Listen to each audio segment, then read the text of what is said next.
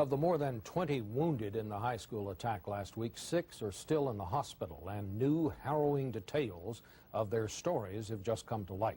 We have a report on that now from Cynthia Bowers.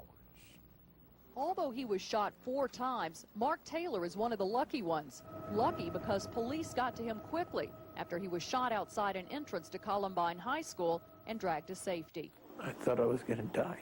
Lucky because doctors say he will be okay. I was just standing with my friends, and I heard a gunshot, and I felt a pain in my leg, and I fell. And I fell a couple more, and I just dropped. And then I saw him with a grenade, and he was coming towards me. And then a police officer came, and he ran off. Mark Taylor was shot once in each leg, but will walk again. So our question is, what is your opinion on gun control? 1 being strict regulation, 5 being loose regulation, and 3 being neutral? Strict regulation. Okay. So our question is, what is your opinion on gun control? 1 being like strict regulation, 5 being loose, and then 3 being kind of like neutral? I'd say strict. Then the question is just, what is your opinion on gun control? 1 being strict regulation, 5 being loose regulation, then 3 being like a neutral? I'd say 1, strict regulation. I'd say neutral. Only 12 mass shootings were weapons obtained illegally. In about 80% of mass shootings, the weapons were purchased legally. For a total of 143 weapons used, about a third of them would be rendered illegal by the assault weapons ban of 2013. But that measure was rejected by the Senate. Gun control, 1 being strict regulation, 5 being loose regulation, and then 3 being neutral. Much stricter than it is now. What is your opinion on gun control? 1 being strict regulation, 5 being loose regulation, and 3 being neutral? 4. Your opinion on gun control? 1 being like strict regulation, 5 being loose, 3 being like, you know, in the middle, neutral? May 23rd, a man kills 3 with a knife, shoots and kills 3 more, and wounds 13 near a college campus in Santa Barbara, California. A grieving father makes an emotional plea.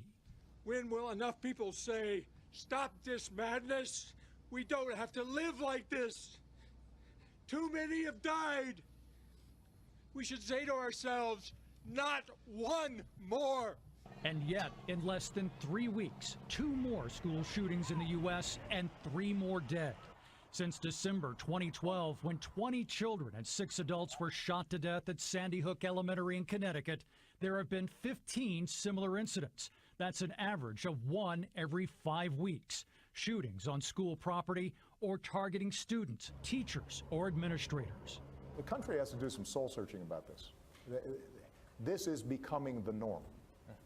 And we take it for granted in ways that, as a parent, are terrifying to me.